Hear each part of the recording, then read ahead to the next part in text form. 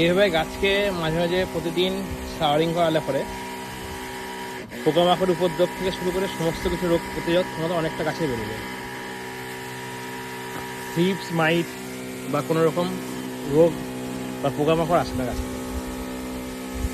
Weather বুঝে minimum দিনে 3 থেকে 4 বার বা 2 বার বা 1 বার এরকম গাছকে চান করে দিতে হবে। এই এরকম করে হাইস করে জল এরকম করে নিয়ে সব গাছকে চান করাতে হবে।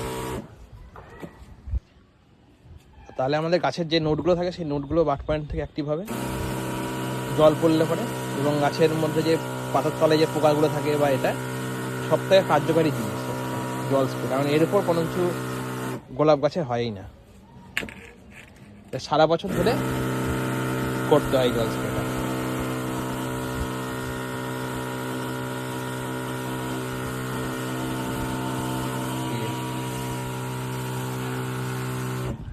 আর সবসময় পাতার তল দিয়ে জল স্প্রে করবেন না সারাদিনে, কারণ তাহলে পাতাগুলো নষ্ট হয়ে যাওয়ার সম্ভাবনা থাকে।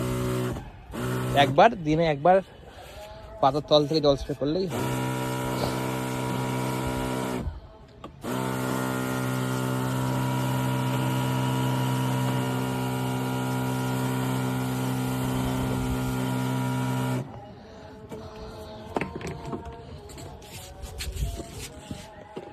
এটার পর আসে সবকিছু, এটার পর যত রকমের মেডিসিন সবকিছু এটার পর আসে। এটা হচ্ছে আপনাদেরকে মানে প্রিভেন্টিভ যে কেয়ারটা, মানে যেটা আগে মানে সেই জিনিসটা থেকে রক্ষা করবে গাছকে। স্ট্রেস রিলিফ হয় গাছের আমাদের স্ট্রেসটা যেটা থাকে সেটা রিলিফ পায় গাছ অনেকটা।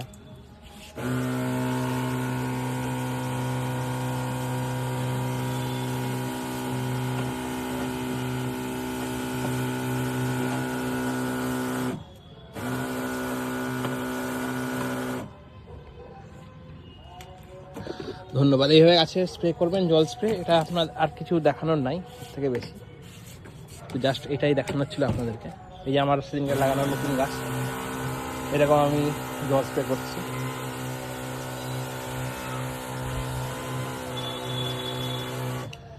ধন্যবাদ আপনাদেরকে।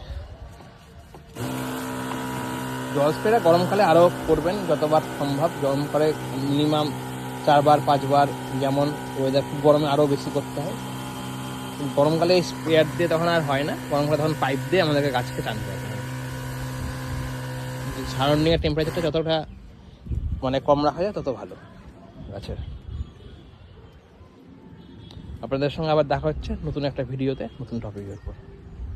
এই যে জারবেরাগুলোকে আমি স্টান করি, এই যে জারবেরা গাছ যেগুলো আমি আগে রিপোর্টিং দেখেছিলাম, রিপোর্টিং ফিডিং, এই যে